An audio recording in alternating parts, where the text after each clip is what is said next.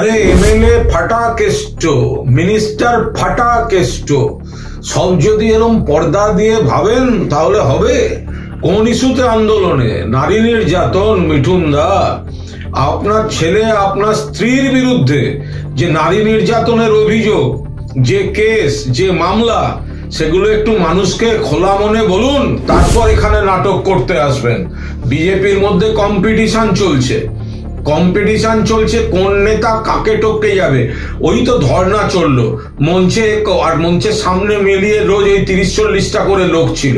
তো মিঠুন চক্রবর্তী আজ বলবেন রাজনীতিতে আছি, কালকে বলবেন ছেড়ে দিলাম।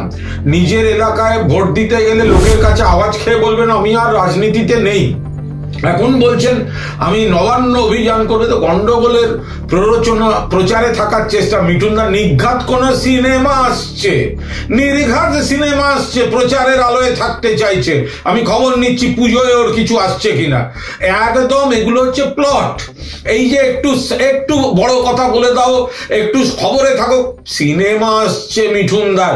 সিরিয়াস বিষয়, যে সিরিয়াস বিষয় আরজি করেন ন্যায় আমরা চাই। এবং বিজেপি শাসিত রাজ্যগুলো যে একের পর এক ঘটনা ঘটছে, সেই বিজেপির মঞ্চ থেকে এর ন্যায় বিচার হতে পারে না। এমএলএ ফাটা কেষ্ট নাটক করছে।